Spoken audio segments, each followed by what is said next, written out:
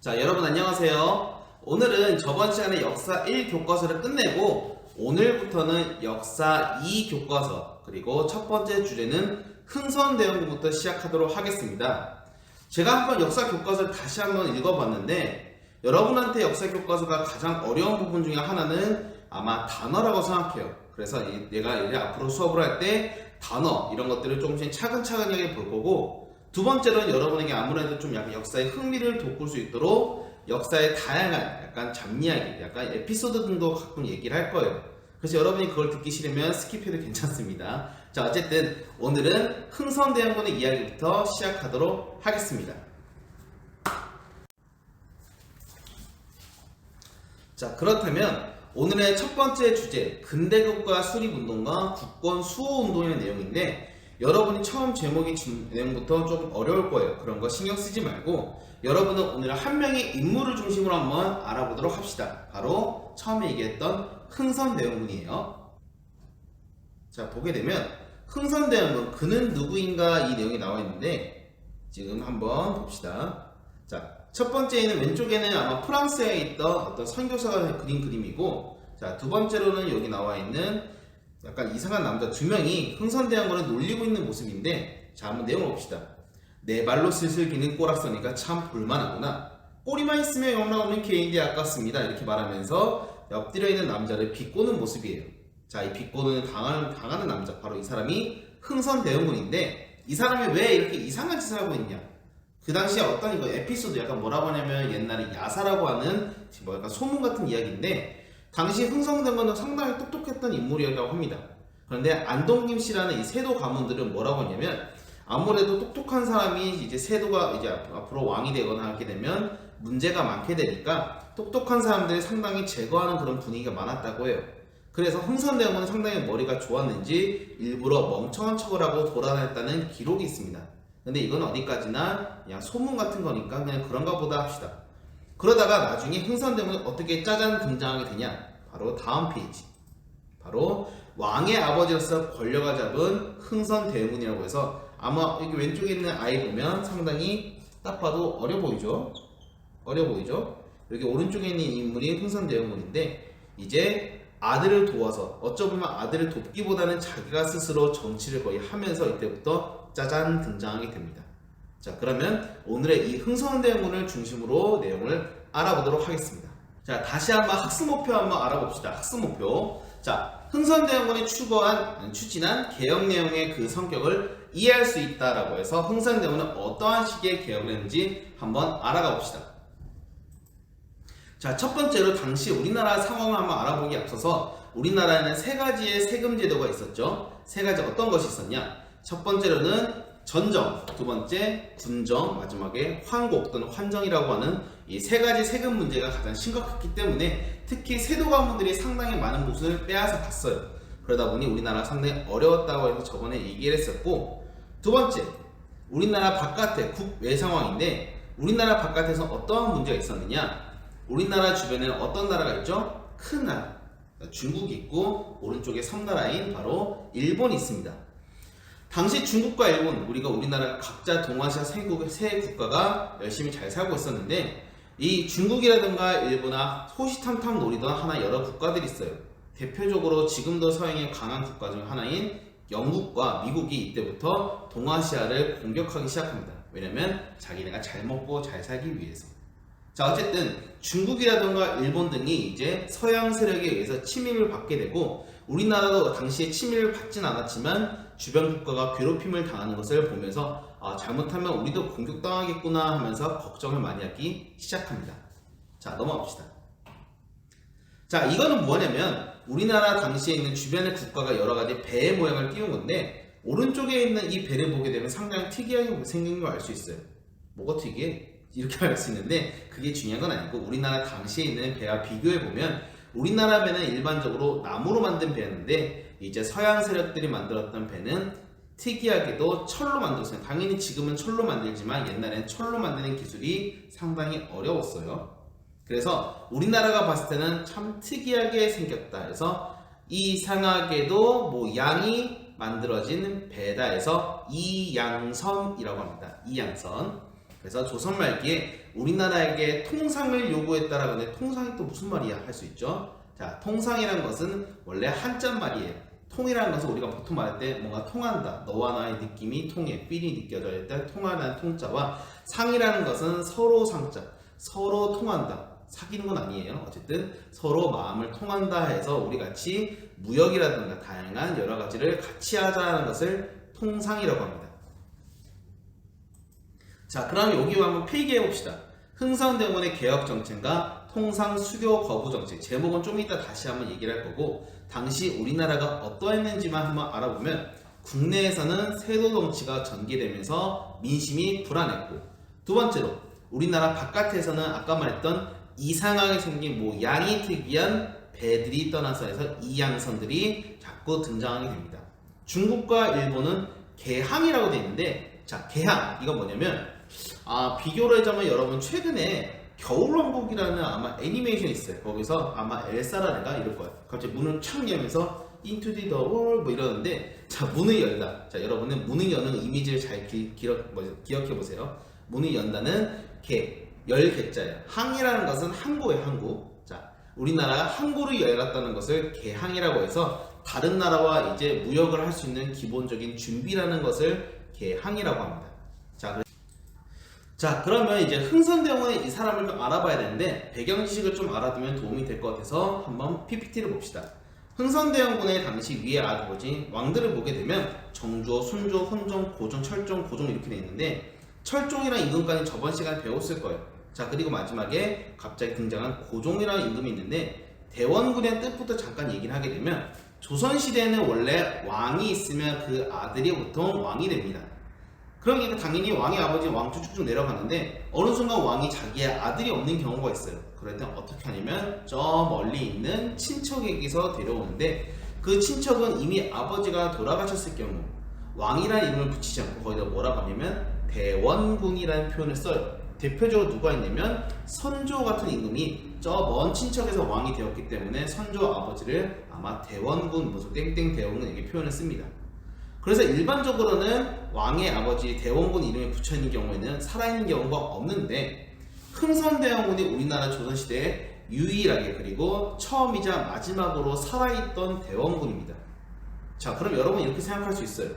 아니 내가 예를 들면 흥선대원군이 스스로 왕이 됐지 왜 왕이 되지 않았는가, 그에 대한 에피소드를 좀 이따 얘기를 할 건데, 어쨌든 고종이란 아들이 상당히 어린 나이에 왕이 되었기 때문에 흥선대원군은 아들을 돕는다라고 해서 섭정이라는 표현을 써가지고 이때부터 아들을 도와준다, 다른 말로는 자기가 정치를 했습니다.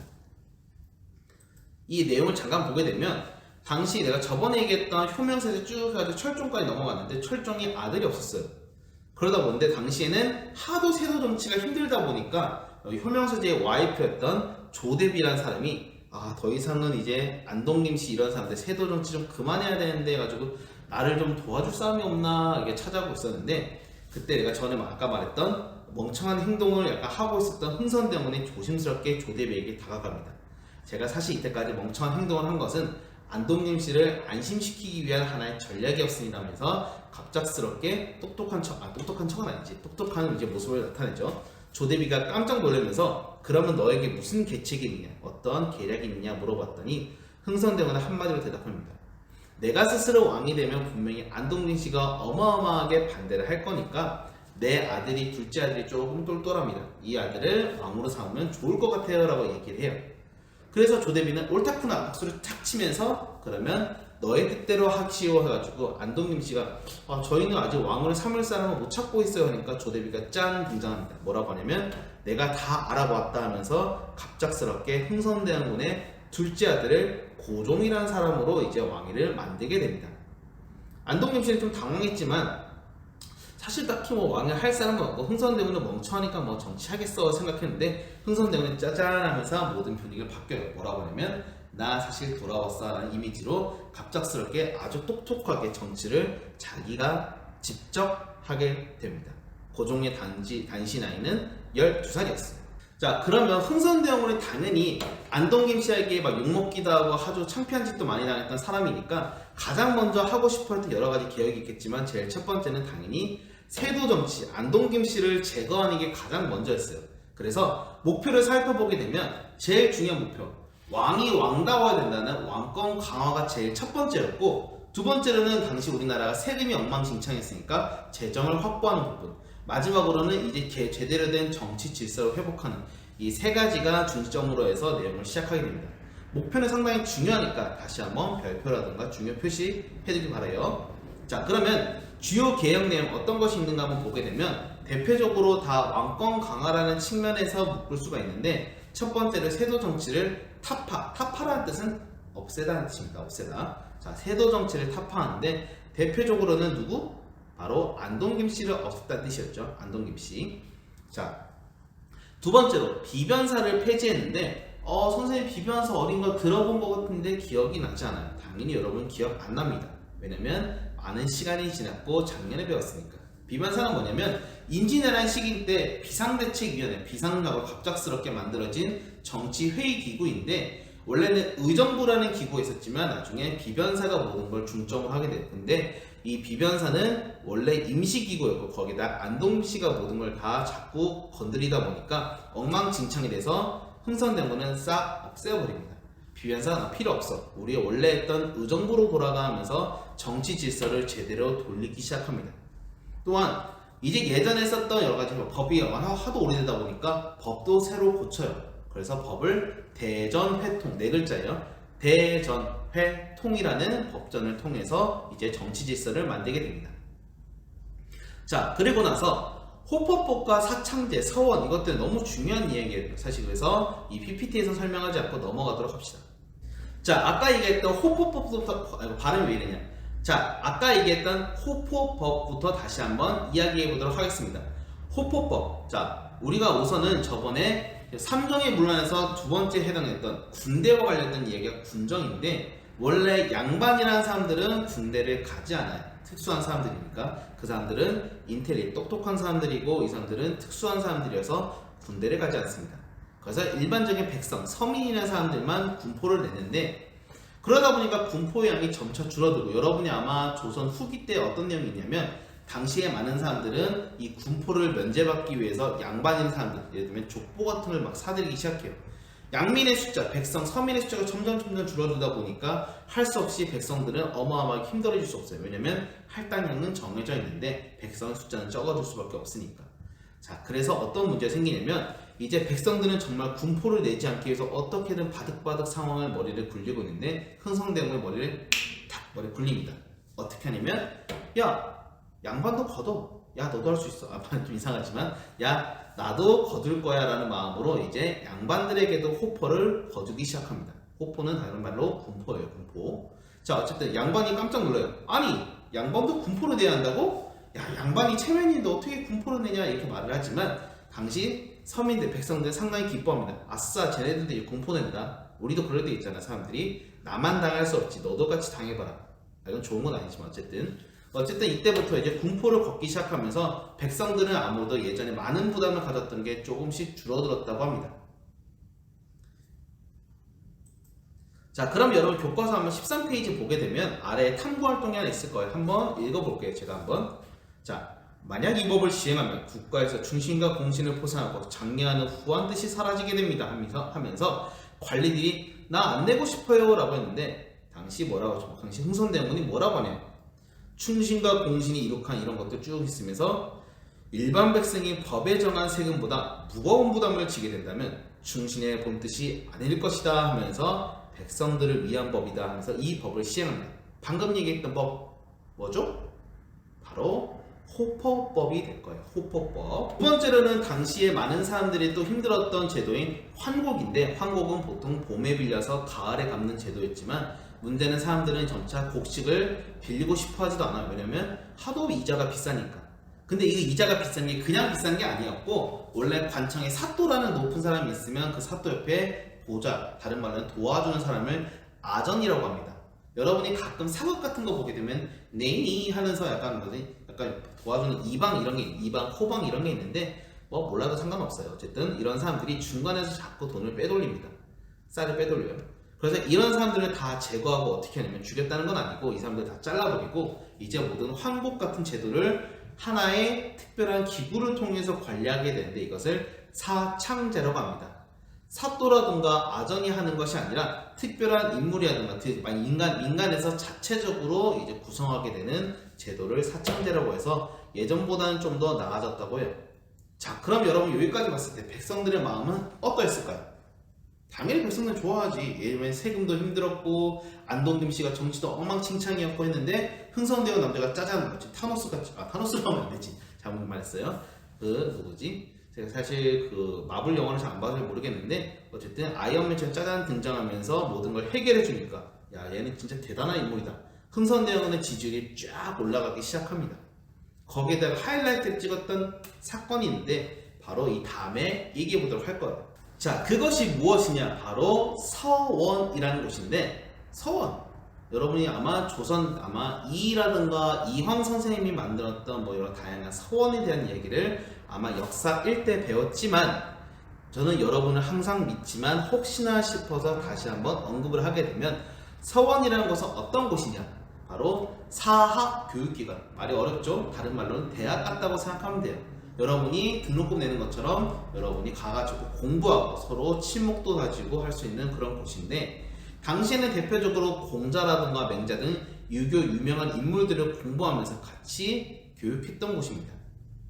자, 이 얘기만 하면 그렇게 나쁠 것도 없고 뭐가 문제라고 할 수 있는데 이 서원이라는 곳은 어떠한 문제가 있느냐? 점차 조선 후기가 되면 후기가 될수록 마치 그 서원이라는 곳이 하나의 학파가 됩니다. 좀 말이 어렵죠. 다른 말로 뭐가 되냐면 이런 거예요.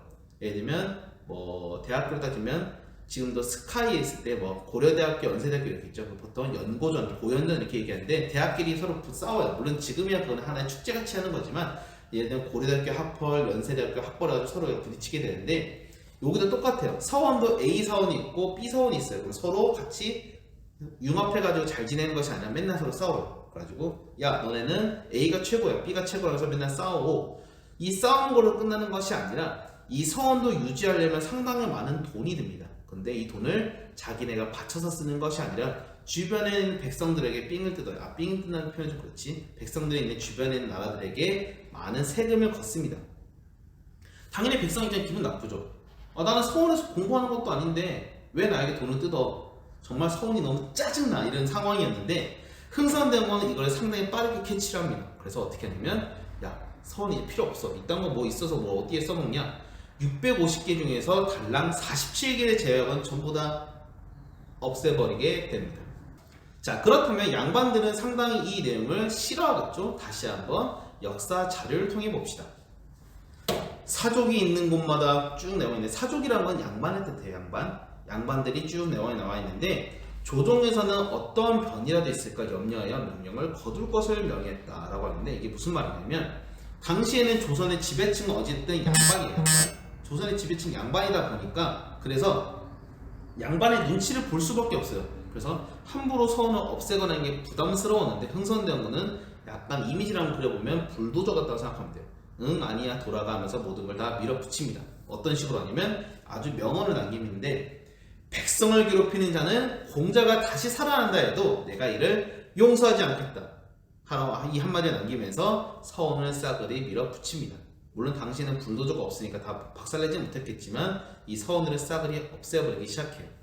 그래서 사족, 다른 말로는 양반들이 어마어마하게 이때부터 흥선대원군을 싫어하고 그리고 백성들은 서원 없어졌으니까 아싸 잘됐다 하면서 엄청나게 기뻐하게 되는 하나의 이슈거리가 되게 됩니다. 자, 이 얘기가 되게 되면 흥선대원의 인물이 상당히 훌륭하구나 라고 생각할 수도 있고 정말 대단한 인물이다 라고 생각할 수 있어요.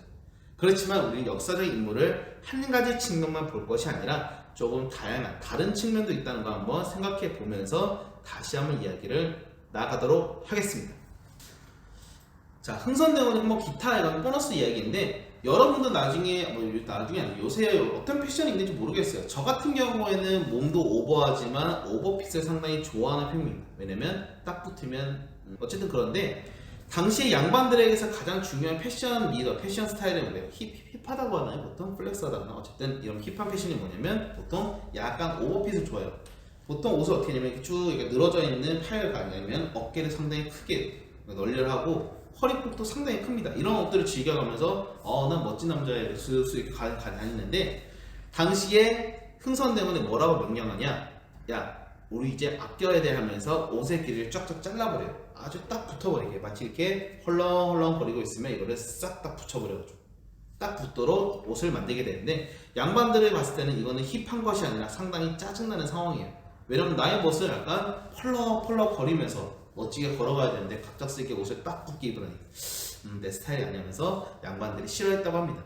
뭐 이건 딴 얘기고, 자 넘어가서 사실 여기 이 문제가 가장 핫 이슈예요. 왜 핫 이슈냐면 우리나라에서는 궁궐이 있었던 게 생각보다 아주 긴 시간은 아닙니다.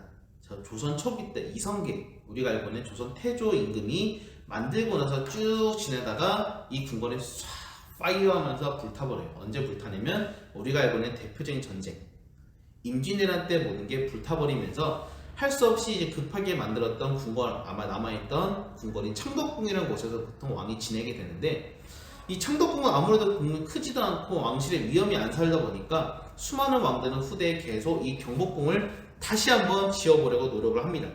그렇지만 경복궁을 지으려는데 제일 중요한 건 뭐야? 돈이죠. 돈이 어마어마한 거예요. 돈이. 그러다 보니까 할 수 없이 다 포기했는데, 아까 말했던 흥선대원군은 불굴의 남자입니다. 나는 그런 반대 따위 필요 없어. 나는 다 밀어붙일 거야. 싹 밀어붙입니다. 그래서 나는 경복궁을 다시 중건하겠다. 중건이라는 표현은 궁을 다시 고쳐서 만들겠다라는 말을 약간 폭탄 발언하기 시작하죠. 왜 이게 폭탄 발언이냐면 당시에 궁궐을 짓는다는 것은 진짜 어마어마한 토목사업, 다른 말로 엄청나게 돈이 많이 들어가는 사업이에요. 그래서 수많은 양반들뿐 아니라 이제 백성들마저 반대를 합니다. 이거 돈 진짜 많이 듭니다. 힘들어요. 안 돼요. 하지만 흥선대원군의 목표는 백성을 위한 마음도 있었지만 자신의 아들에게 좀 더 나아가서 조선 왕실이라는 아주 거대하고 커다란 자신의 야심찬 강한 나라를 보여주기 위해서 이 궁궐이라는 걸 다시 한번 짓게 됩니다. 자, 궁궐을 지을 때 참 그냥 지나갔으면 참 좋았을 거예요. 그런데 어떤 에피소드인지 모르겠지만 궁궐을 짓는데 중간중간에 화재가 발생합니다. 마치 방탄의 파이어 하는 것처럼 불타오르는 확 불타버리는 거야. 2번 이상 불타게 되니까 이제 돈을 다 모든 게 앵꼬나 없어져 버려요. 돈이 없으니까 이거 어떻게 하냐, 돈을 만들기 위해서 다양한 머리를 굴리기 시작하는데, 흥선대원은 처음에는 아주 좋게 말합니다. 나 돈 많이 걷어놨으니까 걱정하지 마, 내가 다 알아서 할게 했는데, 시간이 지나서 돈이 없는 거야. 어떻게, 저 머리 아파 죽겠어요. 이럴 때는 어떻게 하냐면 이제 공사비를 마련하기 위해서 고액 화폐를 만들게 됩니다. 고액 화폐. 자, 고액 화폐가 어느 정도냐? 자, 동전이 있어요. 당시에는 상평통보라는 숙종 때 만들었던 동전인데 이게 1원이라는 가치를 준다고 생각합시다. 1원. 근데 갑작스럽게 여기 있는 당백잔이라는 건 어느 정도의 가치냐? 1땡땡. 다른 말로 100배의 가치를 가집니다.